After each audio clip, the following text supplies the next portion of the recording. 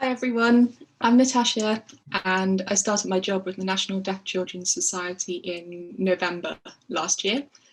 But before this job, I hadn't actually heard much about access to work.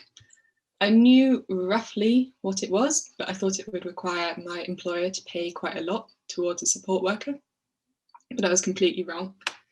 I'd had a note taker at university through Disabled Student Allowance, and that was really helpful because they came to lectures and seminars and they would make notes for me and send them to me after the meeting.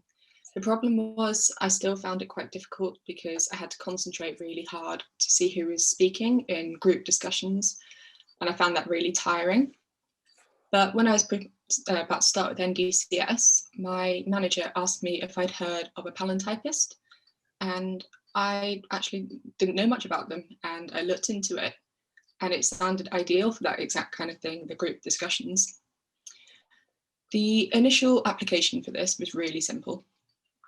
I filled in the form on the website and I said that I'd need a note taker and a palantypist. And I think it was about a week later, they got in touch and asked me for some quotes for a palantypist, but it kind of looked like that they'd overlooked my application for a note taker. So I decided to write up a brief summary of what I needed and why I needed it.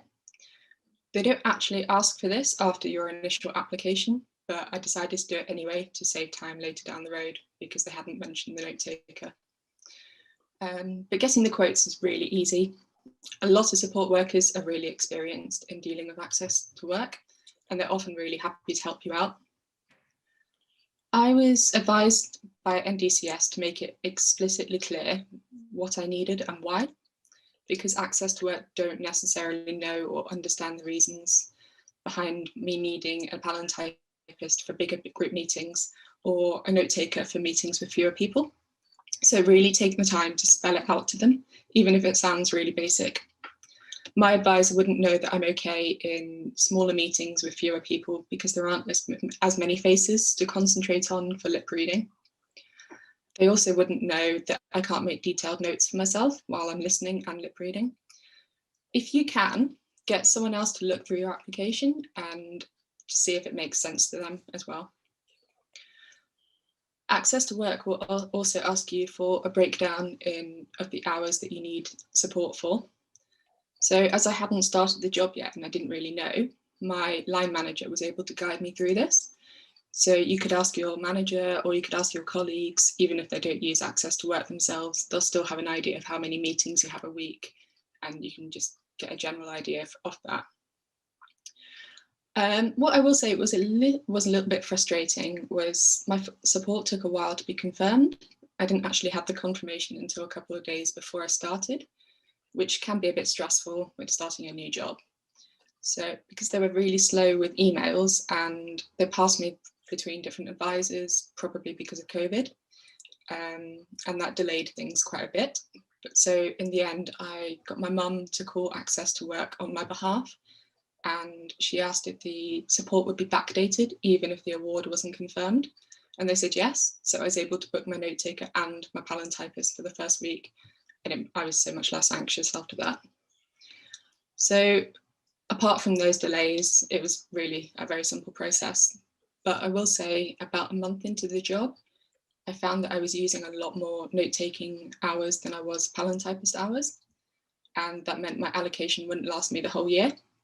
And this might well happen to you if it's your first time using access to work. And if you're not sure what support will benefit you the most, it's fine. You know, access to work were a bit funny about me using those hours flexibly for each type of support, because even though one support was cheaper than the other.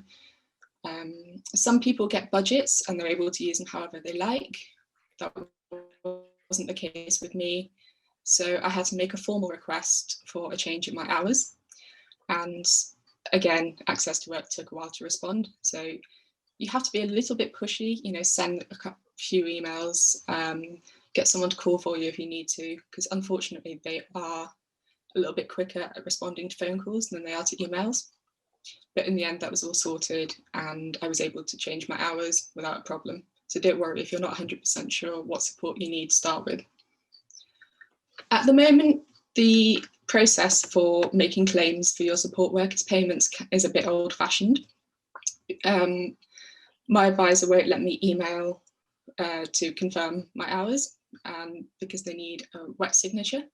So I have to print out the invoices, the claims form, and I put that all in an envelope and I post it off to my line manager at her home address, and she has to sign it, and then she posts it on to Access to Work.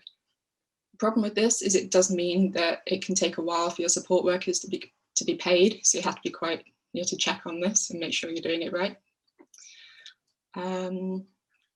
But of course, at the moment, that's due to COVID. Normally in the office, you would just get your line manager to sign it and send it off for you. I will say it does get a lot easier as time goes on. It becomes a lot more natural process, you know what you're doing. And I'm so lucky to have my support workers, even though the process was a bit frustrating at times. It's so important to have that support in place at work